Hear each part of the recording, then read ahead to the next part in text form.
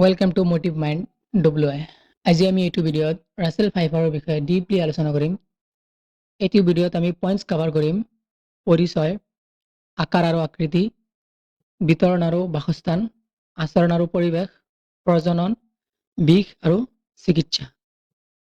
চন 1797ত পেট্ৰিক ৰাছেলি নামৰ এজন স্কটিছ হাৰ্পেটলজিষ্টে এই সাপৰ বিষয়ে বিৱৰণ দিছিলে। তেওঁৰ চাৰিনামেৰে এই সাপবিধৰ নাম ৰাছেল ভাইপাৰ ৰখা হৈছে।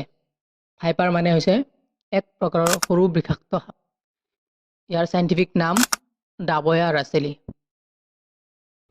আপোনালোকে লক্ষ্য কৰিলে দেখা পাব যে এই সাপবিধৰ মূৰটো সমতল, ত্ৰিকোণীয় আৰু ডিঙিৰ পৰা পৃথক। থুতুৰিটো ফুটা, ঘূৰণীয়া আৰু ওখ। নাকৰ ফুটাবোৰ ডাঙৰ, চকু দুটা হালধীয়া বা সোণালী ৰঙৰ। মূৰটো চেপেটা আৰু 10ৰ পৰা 15টা স্কেলেৰে আগুৰি থাকে। গড় অনুমানত দাঁতৰ দৈৰ্ঘ্য 16.5 মিলিমিটাৰ হয়। ইয়াৰ বডিটো বহুত ষ্ট্ৰং আৰু ক্ৰছ ছেকশ্যনবোৰ চাৰ্কুলাৰ। তলৰ অংশটো অলপ নৰম হয়। বডিত 27ৰ পৰা 33টা পৃষ্ঠীয় স্কেল থাকে আৰু 150ৰ পৰা 180টা ভেন্ট্ৰেল স্কেল থাকে। ঠাই অনুসৰি ইয়াৰ দৈৰ্ঘ্য বেলেগ বেলেগ হয়। ই মেক্সিমাম 166 চেণ্টিমিটাৰ হ'ব পাৰে। এছিয়াৰ মূল ভূমিত 120 চেণ্টিমিটাৰ, দ্বীপসমূহত ইয়াতকৈ অলপ কম দেখিবলৈ পোৱা যায়। মেইনলি ৰাছেল ভাইপাৰক ইণ্ডিয়া, শ্ৰীলংকা, বাংলাদেশ, নেপাল আৰু পাকিস্তানত পোৱা যায়। ইয়াৰ কোনো বিশেষ বাসস্থানৰ সীমাবদ্ধতা নাই যদিও ই ঘন অৰণ্যবোৰত দেখিবলৈ পোৱা নাযায়। সাপটো বেছিভাগ মুকলি ঘাঁহনি আৰু জোপোহা অঞ্চলত পোৱা যায়। এন্দুৰ, নিগনি, ভেকুলী আদি খাদ্যৰ সন্ধানত এই প্ৰজাতিটো প্ৰায়ে অতি নগৰীয়া অঞ্চল আৰু গ্ৰাম্য অঞ্চলৰ মানুহৰ বসস্থলীত পোৱা যায়। ৰাছেল ভাইপাৰ মূলতঃ টেৰেষ্ট্ৰিয়েল এনিমেল আৰু ই নিশাৰ ভাগত খাদ্য বিচাৰি ফুৰে। শীতল বতৰত ই কেতিয়াবা দিনৰ ভাগতো এক্টিভ হৈ পৰে। ভাবুকিৰ সন্মুখীন হ'লেহে ইহঁতে নিজৰ গাটো কুচাই ইংৰাজী এছ আখৰটোৰ দৰে গঠন কৰি শৰীৰৰ প্ৰথম তৃতীয় অংশ ওপৰলৈ তুলি লয় আৰু আন যিকোনো সাপৰ তুলনাত বেছি জোৰেৰে ফুচফুচাই উঠে।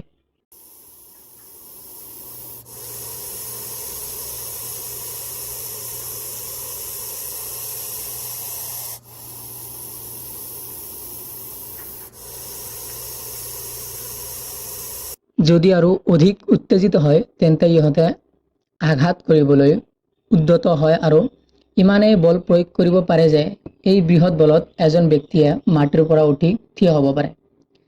এই আচৰণৰ বাবে প্ৰায়ে ৰাছেল ভাইপাৰ মানুহক খেদি কামোৰা বুলি ভুল ধাৰণা এটা সৃষ্টি কৰিছে। সাধাৰণতে এনিমেলছবোৰ দুই প্ৰকাৰৰ: অভিপেৰাছ আৰু ভিভিপেৰাছ। অভিপেৰাছ হ'ল যিবোৰ এনিমেলছে কণী দিব পাৰে, সিহঁতক অভিপেৰাছ বুলি কোৱা হয়, আৰু যিবোৰ এনিমেলছে ডাইৰেক্ট পোৱালি দিব পাৰে সিহঁতক ভিভিপেৰাছ বুলি কোৱা হয়। বাট ৰাছেল ভাইপাৰক সাধাৰণতে অভিভিপেৰাছ বুলি কোৱা হয়, কাৰণ ই বডিৰ ভিতৰতে কণী দি পোৱালি উৎপাদন কৰিব পাৰে। ৰাছেল ভাইপাৰ প্ৰচুৰ প্ৰজননকাৰী হয় আৰু 20ৰ পৰা 40টালৈকে পোৱালি জন্ম দিব পাৰে। এটা গৱেষণাৰ পৰা পোৱা গৈছে যে ই একেহাৰে 35টা পোৱালি জন্ম দিব পাৰে। এই প্ৰজাতিৰ সাপে বিষ দাঁতৰ দ্বাৰা বিষ প্ৰয়োগ কৰে। ই গড় অনুমানে 130ৰ পৰা 250 মিলিগ্ৰামলৈ বিষ উৎপাদন কৰিব পাৰে। মানুহক কামুৰিলে কমচে কম 40ৰ পৰা 70 মিলিগ্ৰামলৈ বিষ মানুহৰ ভিতৰত সোমাই দিব পাৰে। ৰাছেল ভাইপাৰে মানুহক কামুৰিলে আক্ৰান্ত অংশটো লগে লগে ফুলি উঠে। 20 মিনিট পিছত কাষৰ লগত তেজ ওলায়, ব্লাড প্ৰেছাৰ কমি যায়, হাৰ্ট ৰেট ডাউনফুল হয়, বমিটিং হয় আৰু চিকিৎসা নকৰিলে কিডনী ফেইল হোৱাৰ চিম্পটমো দেখা দিয়ে। সময়ত চিকিৎসা নকৰিলে 1ৰ পৰা 14 দিনৰ ভিতৰত মানুহজনৰ মৃত্যু হ'ব পাৰে। বহুতো ৰিচাৰ্চৰ পিছত ভাৰতত হাফকাইন ইনষ্টিটিউটে একাধিক এণ্টিভেনম প্ৰস্তুত কৰিছে, যিটো এই প্ৰজাতিৰ কামোৰাৰ বাবে চিকিৎসা কৰা হয়। লগতে ক্লিনিকবোৰতো ইয়াৰ চিকিৎসাৰ ব্যৱস্থা কৰা হৈছে। গতিকে আজিৰ ভিডিঅ'ত এইখিনি আছিলে। যদি ভিডিঅ'টো ভাল লাগিছে, like, share and don't forget to subscribe for upcoming videos. Thanks for ৱাচিং।